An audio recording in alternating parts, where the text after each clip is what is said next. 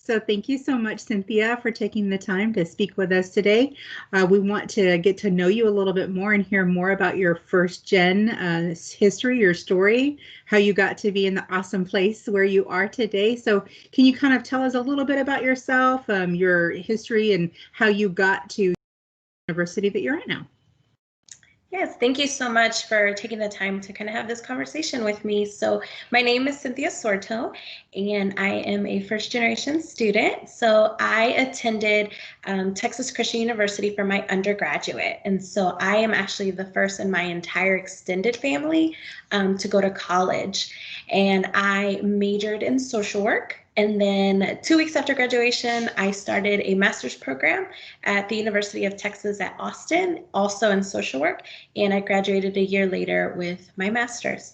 And so both in social work. And so really a passion for me was always to help people and give back. And so I was an elementary school social worker for a little bit, but I always had a passion for doing diversity work. And that's kind of how I found my way to UT Dallas, where I was really able to connect both my passion for diversity work and helping students and working with students in the Department of Community Engagement.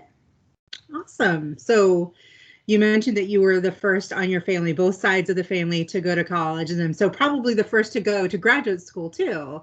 Yes. So congratulations. That's a great achievement.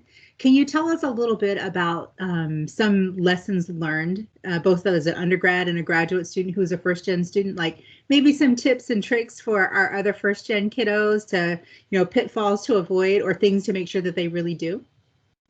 Yeah, so one of the things that I, in reflecting back and thinking about it, realized was that there were a lot of things I didn't know. And there was a little bit of kind of trial by fire, just kind of figuring it out as I go. But thinking back now, as someone who works at a university and helps students, I wish I had asked more questions. There was a lot of things I think about college that folks whose families have gone or know people who went to college, they just know how things go and they know how things work. I really didn't. And so I was really lucky that things worked out. I changed my major my sophomore year. And it's kind of a big deal where I went to school because the potential of being behind was a big deal, and I was on scholarships. And so I just wish I had asked more questions. It worked out for me, luckily, but I wish that I had not given up. I didn't really connect with my advisor, and I figured, well, there's no one else I can talk to. When that's not the case. There were other people I could have talked to, but I didn't because I didn't think I could. And now thinking back, I realized that there were a lot of things I just didn't know about college and the culture, that if I had just asked more questions or said, I still don't know what that means, that folks would have helped me figure it out and kind of make different decisions. Well, yes, you changed majors as a sophomore, which is way better than changing them as a senior. So yes, that's good that you were able to find your passion pretty early on. But I love that, that piece of advice of seeking out folks.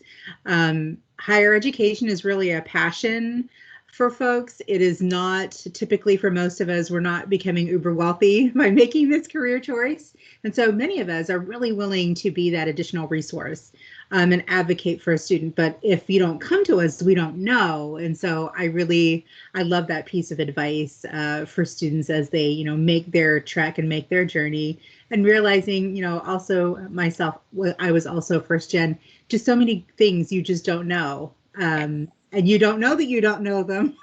Yes, that's the biggest thing, is you don't know what things are supposed to look like.